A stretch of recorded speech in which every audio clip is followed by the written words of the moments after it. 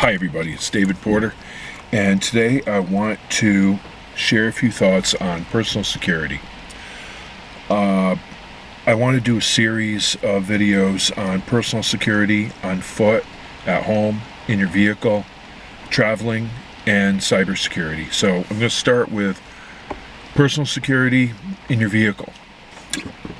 What do you need to be aware of when you are in your vehicle? Carjackers and the methods that they use. One method that carjackers will use is the, I guess you would call it a frontal assault. They will run up to your vehicle or sneak up to your vehicle while you're in a parking lot like I am right now, or when you stopped at a stop sign or a traffic light or in bumper-to-bumper traffic. They will point a firearm at you or a knife, or forcibly attempt to drag you out of your vehicle and then get in the vehicle and drive away. They have just stolen your car. You also have carjackers who will work in teams where somebody will bump your car, and of course, you being a good citizen, you stop, you get out and survey the damage and exchange insurance information with the other driver, and wish each other a good day and you go on your way. Except that's not what's going to happen. The driver of the vehicle behind you will bump your car, and you will get out and be ready to just to talk to them, see what's going on, and ask them if they're injured. But while you're doing that, the passenger in that vehicle will jump in your car and take off, and then the driver who's just distracted you will get back in the car and take off. So those are methods that carjackers use. Or they will halt your vehicle. They will run right out in front of your car and make you stop, or you choose to stop, I should say. And then they will, again, confront you with a weapon or forcibly remove you from the vehicle.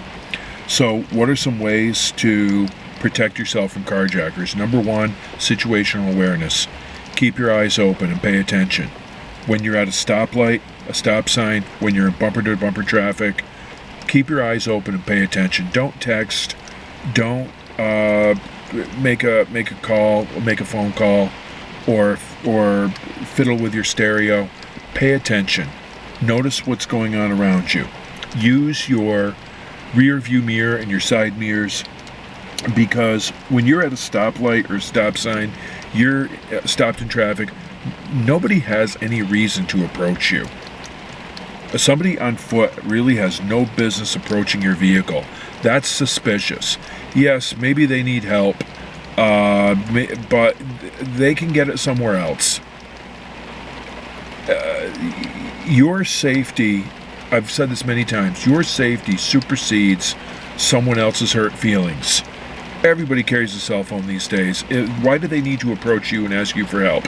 They can call 911 or AAA or a friend if they really need help. They can go into a convenience store or another business and ask to use a phone if they don't have a cell phone. Why are they approaching you when your vehicle is stopped? That's suspect. Number two, unless it's too warm, you keep your windows rolled up. I've got my window rolled down right now. I'm in a parking lot. It's about 50 degrees and raining, so I guess there's a little contradiction here. I probably should have my window rolled up. It's just more comfortable to have it rolled down. But my vehicle's locked, the doors are locked, and I'm paying attention while I make the video. And I'm in a pretty empty parking lot right now. Then that's the other thing too. Keep your doors locked, always. Never have your door unlocked. Now, another thing is leave yourself an escape route. Try not to get boxed in. When you are driving, you want to leave a car space between you and the vehicle in front of you. First is just good safety. In case you do get bumped by a car behind you, you don't get pushed into the car in front of you. It also gives you an escape route. If you have to, maybe you can pull into the other lane. Maybe you can pull up on the curb or a sidewalk if you have to. You've got some options. That's what I'm talking about. Give yourself some options. These personal safety measures that I'm going to be outlining are not foolproof. They're not going to make you safe all the time from all threats. They're going to give you some options to reduce the probability that you will be victimized. What else? When you're in your vehicle, if you need to stop and get gas, if you're on a trip, you need to stop and get gas. Don't wait until your tank is on a 16th or an 8th. Even if you have half a tank, stop and get gas while it's light out and there are a lot of people around. Don't go into a gas station after dark or a 24-hour gas station in the middle of the night. That is going to place you at increased risk. Top off your tank any chance you get, so that if you're traveling a lot after dark, you don't have to stop and get gas. Another thing is you are traveling with a friend, and you're the friend sitting in the passenger seat, or you have people with you in the back seat, and you do have to stop after dark to get gas, or for that matter during the daytime. You're the passenger. Your job is to watch your friend while they pump gas, while they go in the store to get your coffee. Keep your eyes open. No texting, no talking on a phone, no looking out the window and daydreaming. Pay attention. Keep your eyes on your friend and people around them.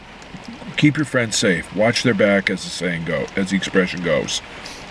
Another thing is, you should have safety items in your vehicle, and this is more about general safety on the road than a criminal threat, although these things can mitigate criminal threats. Again, it gives you options.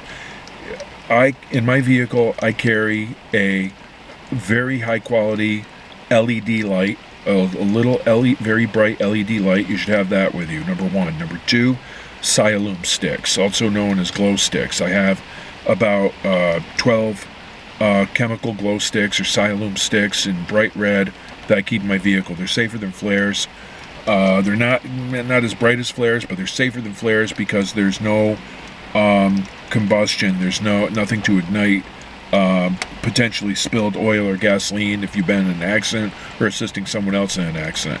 I have a good quality first aid kit with 4x4 bandages, quick clot pads, and hemostatic powder to stop traumatic bleeding. You should always carry that with you. I have a very good quality multi-tool with pliers and knife blade and screwdriver blades. Always have a good quality multi-tool. I keep a can of Fix-A-Flat, which is a can of compressed air that you can use to inflate a tire enough to get a few miles to a gas station, so you can pump some air in the tire or get off the road or something. Again, we're talking about giving yourself options. I actually drove a good 60-70 miles one time on a can of Fix-A-Flat after I ran over glass in the road and had a flat tire, or a tire that was losing air. The Fix-A-Flat really works. You want to have, what else is in my little emergency kit? Duct tape and WD-40. Never go anywhere without duct tape and WD-40. If it's too loose, apply duct tape. If it's too tight, apply WD-40. Amazing what you can do with it. WD-40 can be used as an emergency bandage, to make emergency repairs, to patch clothing. The uses are endless.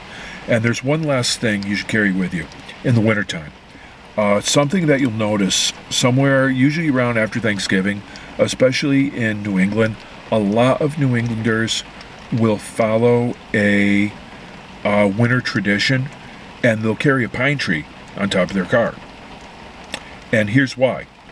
You drive around with a pine tree on top of your car, and in case your car breaks down in a winter storm and you're cold, you just take the pine tree off the roof of your vehicle, light it on fire, then you have a nice fire to keep you warm. That's right, that's what it's for. Alright, I'm being silly. Everyone, please have a safe day and hit subscribe, and thank you for watching. Be safe.